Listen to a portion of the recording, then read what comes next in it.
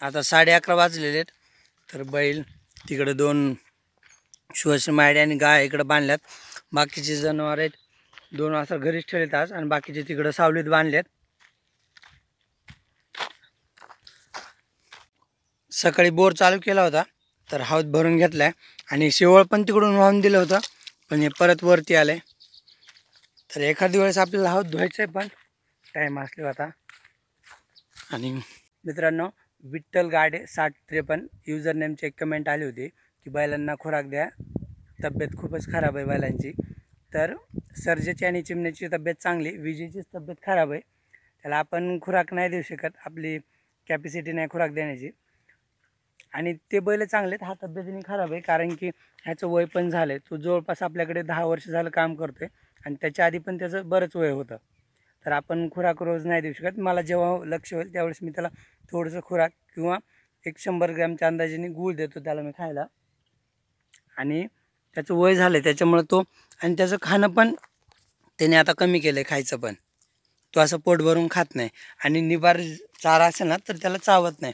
त्याला मी घास टाकला होता तर घास पण त्याने असं ठेवला इकडं आणि तिकडं पण गाड्याकडं घास टाकला होता त्याला, तर तो पण त्याने पूर्ण नाही खाल्ला. आणि त्याचे समोरचे दात आहेत ना ते पण हालता येत आता, तर तो एवढं खाऊ पण शकत नाही निबार. आणि कवळ पण टाकतो आपण पण ते पोटभर तो खात नाही.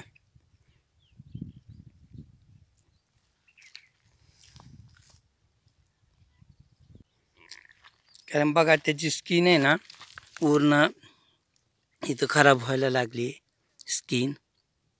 तर त्याला मी मऊ जागेवरच तिकडं बांधत होतो गवतात, पण भैयाने आज इकडं बांधला आहे खड्यावरती आणि तो बसला आहे. तो उठल्यानंतर मी त्याला तिकडंच बांधणार आहे. त्याला मी आता उठून इकडं बांधलं आहे, थोडं गवत पण खातो आहे आणि त्याला उन्हात बांधलं आहे कारण की त्याला थोडं आबाळ आलं तरी थंडी वाजल्यासारखी होती. त्याच्यामुळे त्याला उन्हातच ठेवतो दिवसभर आणि बाकीच्यांना सगळ्यांना सावली. काटवण्यात आलो आहे तर आऊत पण इथं रेडी करून ठेवलं आहे. तर त्याला बैलगाडीचे खेळा वगैरे लावल्यात आणि आता बैलांना मुंगशे घालतो आणि झुपतो आहोत. तर चिमण्या आता पहिली वेळेसच अशा मोठ्या दांडात झुपायला लागलो आहे.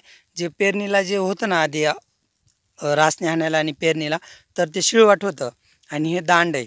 म्हणजे दोन्ही बैलांच्या मधलं अंतर हे जास्त आहे. म्हणजे ह्या 2 आदरकीच्या लाईनमधून एक बैल चालणार आणि इकडं ह्या 2 आदरकीच्या लाईनमधून दुसरा बैल चालणार आणि ही जी मधली लाईन आहे ना तर ह्याच्यातून हे आऊत चालणार. तर आता झुपतो बैल चालतात व्यवस्थित आणि सुरुवात तर झालेली. 4-5 काकऱ्यांना तर आऊत हाणून झालंय, सुरुवात झाली. सर्जासोबत पहिली वेळेसच चिमणे एवढ्या लांबक्या दांडात चालतोय लांब अंतराने. याच्यातून कसं बैलांना पटकरनं बाहेर निघता येतं.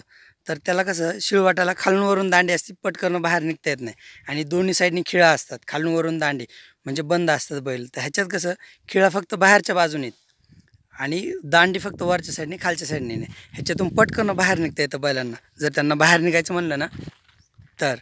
परंतु तसे बाहेर निघत नाहीत, चालता येत व्यवस्थित. चला 4 तर झाले म्हणजे बस, आणखीन 7-8 जरी झाले तरी बस. आणि मला यायला पण उशीर झाला इकडं. मध्येच ही लाईन सुटली, परत ही लाईन सुटली, ही लाईन सुटली, मग ह्याच्यातून आवत आलं आहे, परत मग हिच्यातून आवत आले आणि परत जाताना ह्या लाईनमधून गेलं होतं तर परत जाताना ही घेऊन जातो. आणि आता मला वाटतं बैल थकलीतच, म्हणजे चिमण्या थकल्या आता आऊत सोडतोच आणि मला पण आता भूक लागली, घरीच जातो वाटते. बघतो आता जर चलला चिमण्या तर आणखीन 1-2 राऊंड मारतो, नाहीतर मग सोडून देतो. आऊत सोडून बराच वेळ झालं तर आता बैल इकडं खातेत पण गवत. आणि मी आलोच होतो तर मग आईने मला सांगितलं होतं की आता भाज्या आण. तर मग मी पाणी घेऊन पिशवी आणली तर त्याच्यात भाज्या घेऊन जातो. तर पप्पा पण आले होते इकडं थोडं, तर पप्पांनी कोथिंबीर आणि दोडका घेऊन ठेवला बैलगाडीत आणि मी आता वांगे घेऊन जातो. तर एवढे तोडलेत पण आधी मी, आणि आणखीन किती सापडतात ते बघतो.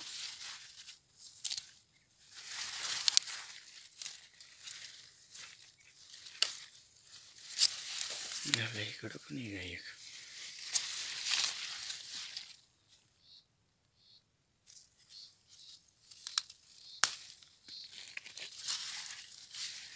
आणखीन कुठे इकडं 2 आहेत, मोठंच घेतो.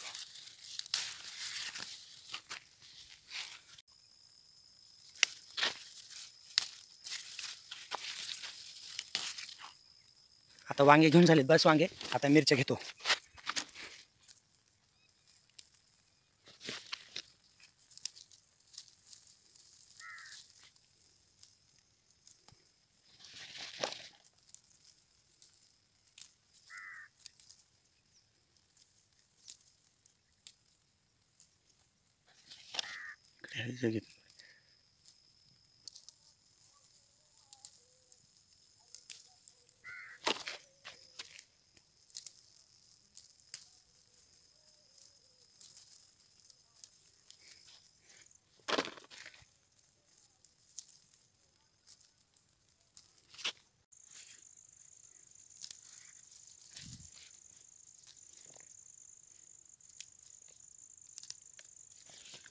तर आता मिरच्या पण बास करतो, कामापुरत्या झाल्यात.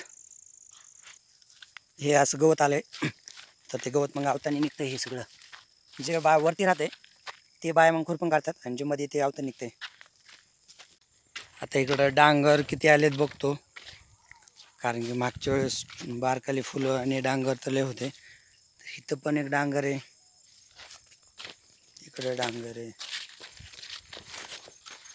इकडे शेतातच 4-5 डांगर आहेत.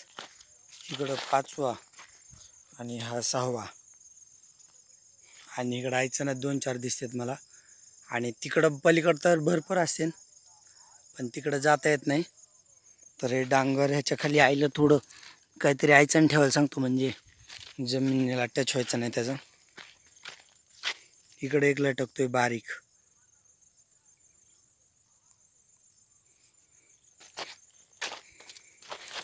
आता बघतो विहिरीत पाणी आहे का. हो, विहिरीत पाणी आहे ना. हे चिमण्या सरक मागं. तर ह्याच्यातली मोटर चालूच केली नाही पाऊस पडल्यापासून, आणि पाऊस पडल्यापासून अद्रकीला पाणी पण दिलं नाही. तर 8 दिवस झाले. आता अद्रकीला अगोदर आवतानाचं, मग खुरपायचं, मगच पाणी द्यायचं. इकडे जास्त काही चांगलं गवत नाही, पण थोडं थोडं आलं तेच खातात बैल.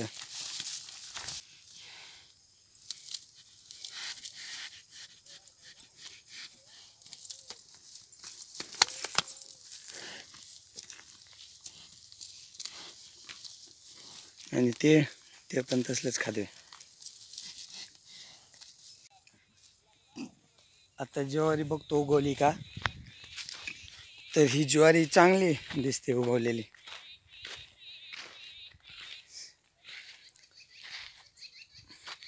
एकदम दाटवाट उगवली.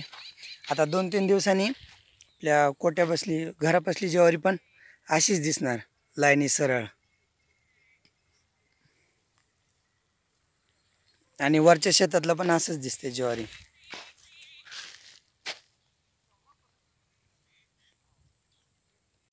आता बैलांचं खाऊन झालंय, आता ह्यांना मस्ती सुचायली. तर मग आता ह्यांना घेऊन जातो घरी. मग नेपियर पण आणायचा घरून. त्याच्यामुळं ह्यांचं खाऊन झालंय, त्याच्यामुळे बघा सर्जा थांबला तरी चिमणी त्याला मारतोय. म्हणजे ह्यांना आता मस्ती करायची. आता ह्यांना परत आता घरी जायचं आहे, नेपियर आणायचं घरून. आणि जनावरांचं काम तर माझ्याकडे नाही आहे, जनावरांचं भैयाच करेल सगळं. तर आता मी घरी जातो आणि नेपियर आणतो, बैलगाडी सोडायची, ह्यांना पाणी पाजायचं. आता हे जगले, त्यांनी खाल्ले, त्याच्यामुळे ह्यांना घरी खायला टाकायचं नाही. हे काय जगले सगळे.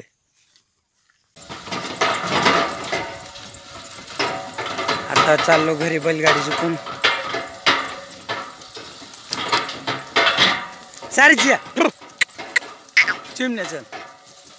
नेपियरच्या शेतात आलोय. तोडलेलं नेपियर थोडासा मी बैलगाडीत टाकलाय आणि राहिलेला आता टाकतोय. रोजचाच टाइम झालाय नेपियर न्यायला. आता बस बैलांना घरी बांधायचं पाणी पाजून, आणि मग झालं काम. थोडं लवकर आलोय. जनावरांचं काय असेल तर जनावरांचं करायचं, नाही तर मग झालं आजचं काम. नेपियर आणून गाडी सोडली आणि सगळे जनावर जागेवर आणलेले आहेत. आणि थोडंसं घास बैलांसाठी ठेवलं होतं आणि तर तो मी बैलांना टाकला आहे. तर चिमणी इकडे घास खाऊन झाला आहे त्याचा. आणि आता अंधार पडायला सुरुवात झालेली. तर आता व्हिडिओ बंद करतो.